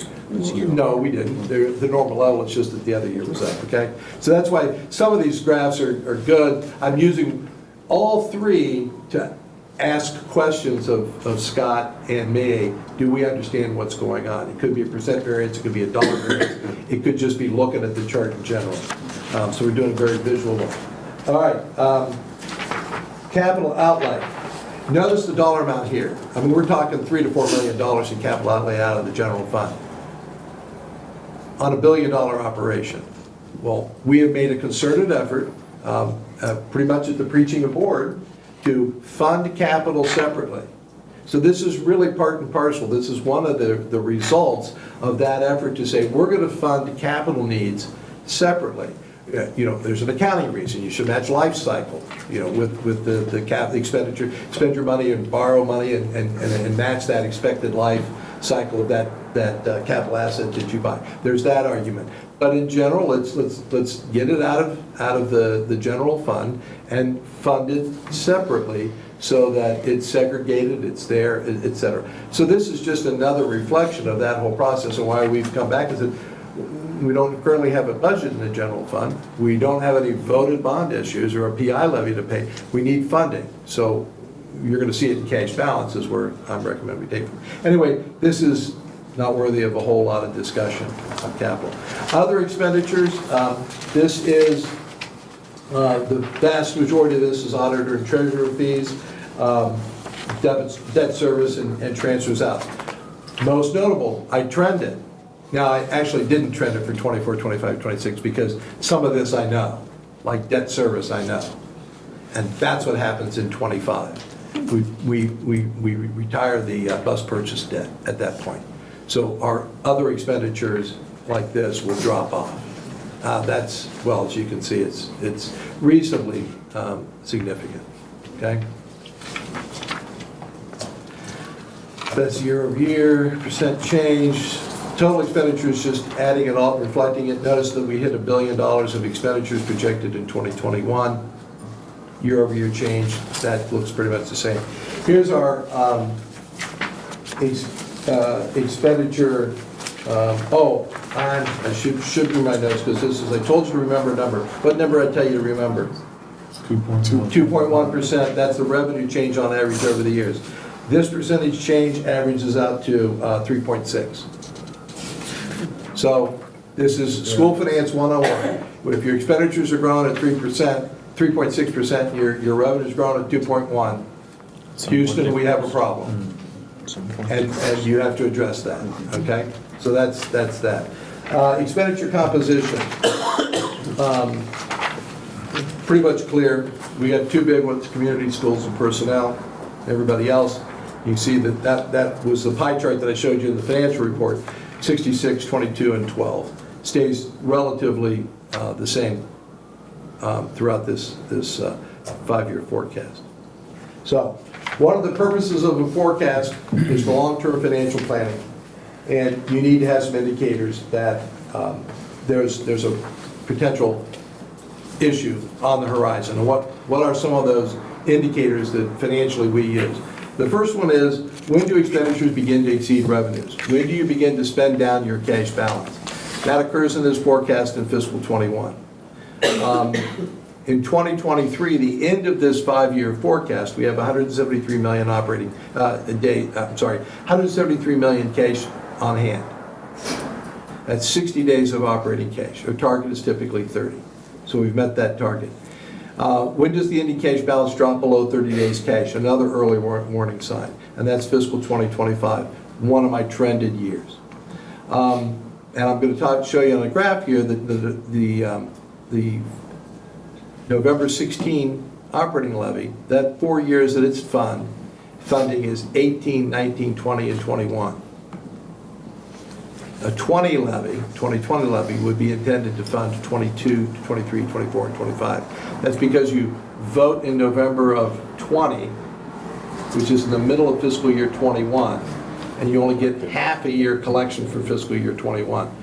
If you wait that long to cover a deficit, you're going to have to vote in double the millage you need to cover that deficit in that year, because you have to collect in half the year instead of the whole year.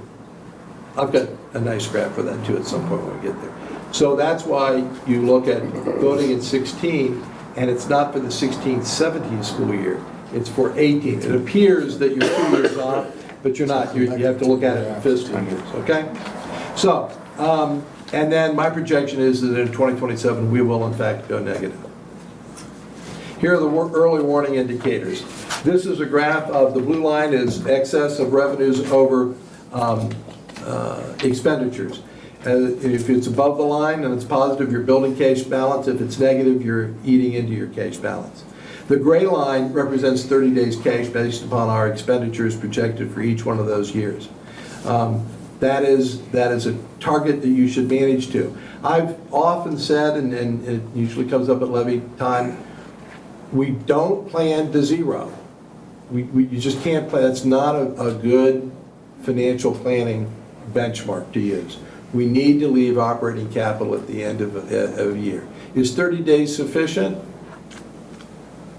I've heard recently that some of the best practices are talking about 60 or 90 days. You know what 60 is, I told you earlier, it's about 173 million. And you can see here that it's 30 days is, half that, 90 million to 100 million. So that really should be our target. So when you look at this and you look at those cash balances, there's another question you're going to ask, and this is the explanation of why. There's your first year you begin to burn off cash. Here's where we drop below 30 days, and then that's the last balance above zero in the trend. The November 16 funded those 4 years. Assuming a 2020 levy, it'll fund those 4 fiscal years. And at that point, if this were the graph that we're looking at, you'd say, well, Stan, you're going to be sitting here in 2020 and you're going to have 260 million in cash in 2020.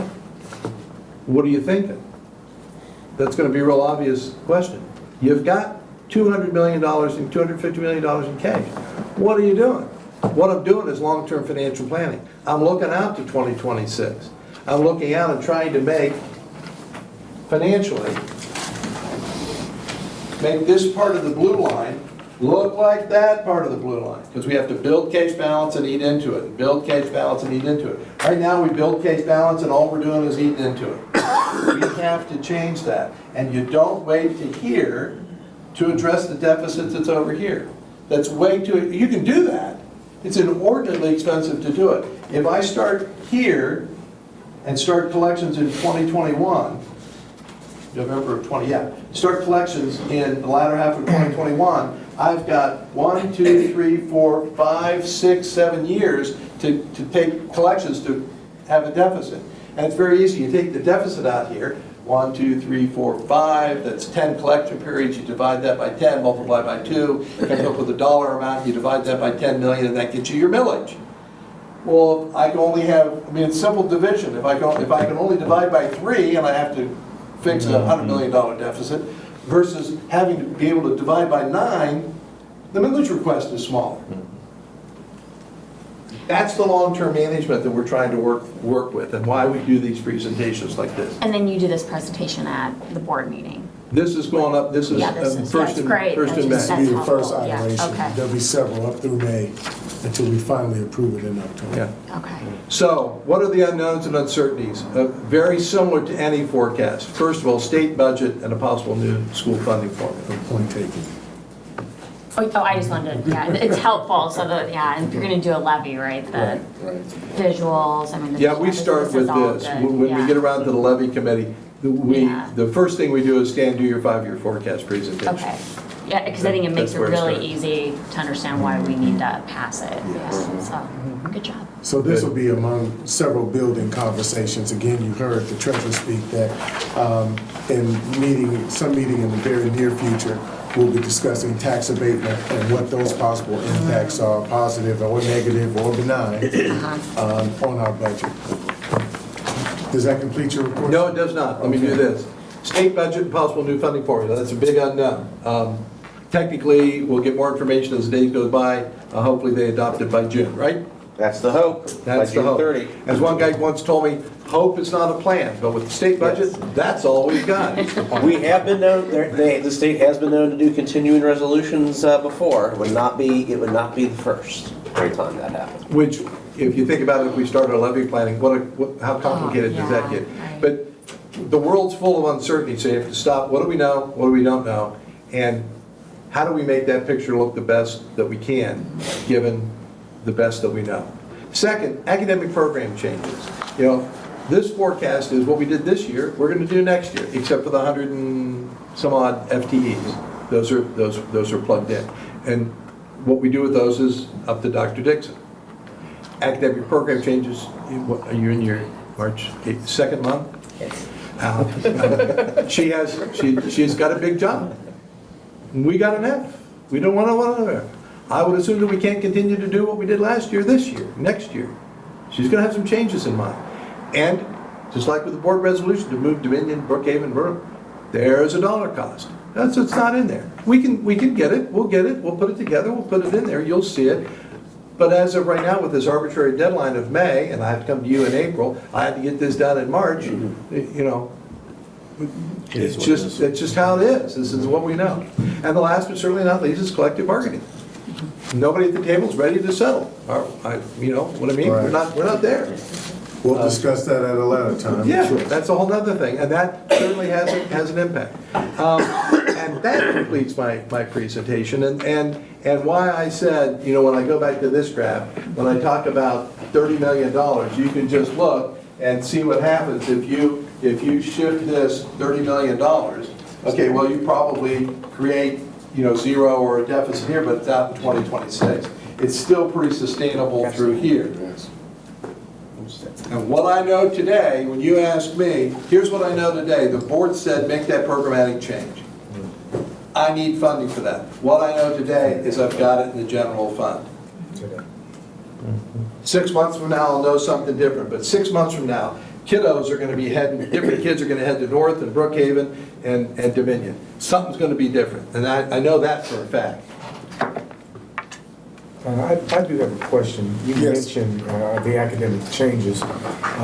Say we are successful beyond our wildest dreams, and we hit a home run academically, really turn the district around to something that we feel is going to be a model for urban education throughout the country. And with that, we get a significant increase in the number of students returning to the district.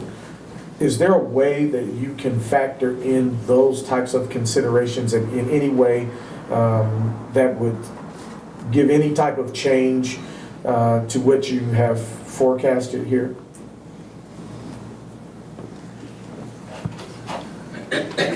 Other than 41 years of experience of just kind of going, yeah, we can absorb, you know.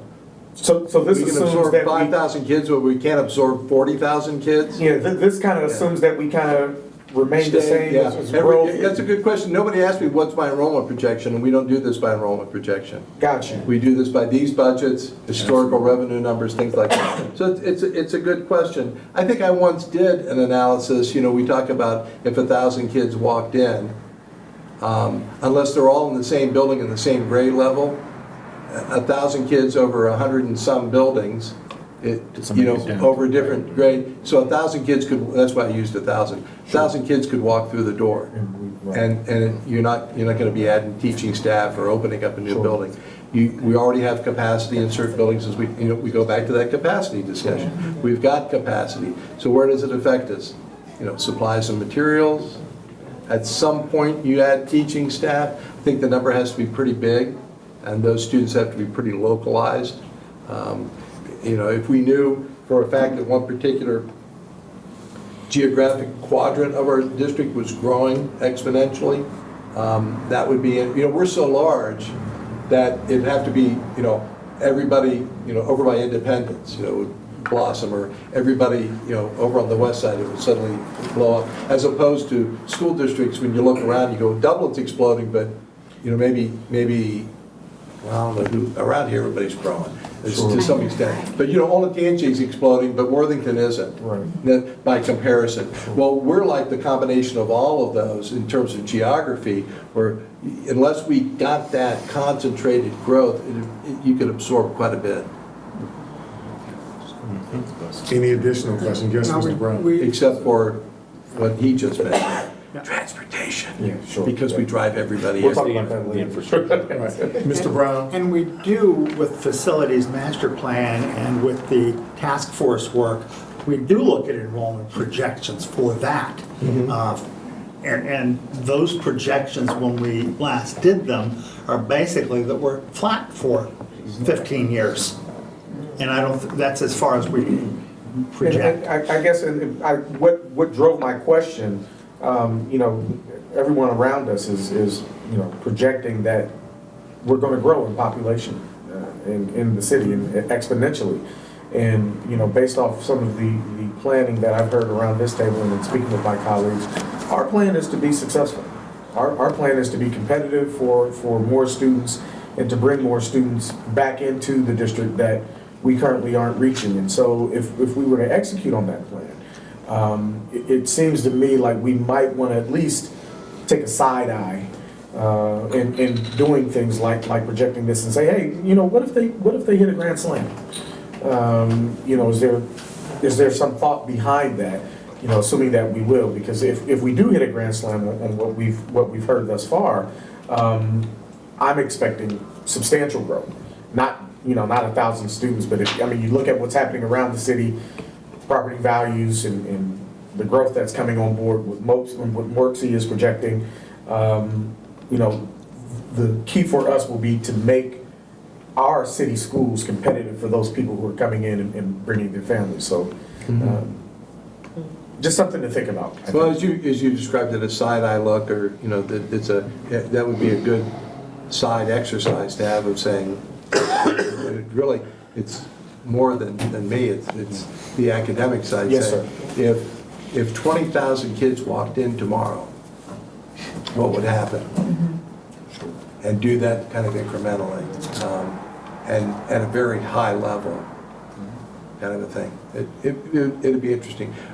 Because I've not seen any enrollment growth, I don't get excited about it financially. Yes, and it's not, I don't know that it's an assumption required by the state either. For this? Yeah. No. I think that's the reason why we stay in this kind of traditional thought process of it. Sure. So I think that's a value add. Your thought is a value add. It's not one that has not been so much put on the table before. Gotcha. Not this way, but it is something that we have asked before. Hey, how do we look at this as a possible assumption, at least from the standpoint of growth and student population? So I get you. Yes, sir. Thank you. So there's, the committee's talked about a total of $50 million in additional expenditures tonight. There was $22 million additional in the the non-personnel budget, and then the potential for the $28 million in the capital outlay, I think is what you said, moving from general fund over. So that $50 million, is that taken into account in the version of the 5-year forecast in any way, shape, or form? The increases in non-personnel that were discussed tonight, no, and no on the transfer. Okay. I'm looking at Scott to make sure we use the original budget numbers as they were drafted. And then the March 11th so then the March 11th FAC meeting where they did the $20 million for the non-personnel budget. Is that in this? The 20 million. Yeah. From the March 11th, you guys went from 300 million to 319 million with the fiscal year 20 request. So the March, that was the first request, so that was the 319.9 million. Yep. And then we've added 3.1 million that we presented today to get us to 323. Right, and so is the addition, the first one, the 19 million? 319's in there. The numbers we did the last meeting and this meeting are in the forecast. Okay. Oh, yeah, that's right, because I Okay, added, yes. yes, my bad. Yes, you are, that is correct. All that non-personnel is in. Correct. Thank you. Separate lines, I just remembered. Any additional questions? Yeah, I forgot. Awesome, so my apologies for going a bit over time. Again, we will work to try and make a hard stop around 5:30. This is good. But I appreciate this information. Thank you so much, staff, Mr. Trevino, for talking us through your thoughts on this realignment piece. With that, is there a motion to adjourn? I'll make that motion. Second. All right. Roll call. Okay, Mr. Jordan? Yes. Mr. Ragland? Yes. Mr. Brown? Yes. Mr. Cole? Yes. Mr. Green? Yes. Ms. Johnson? Yes. And that passed.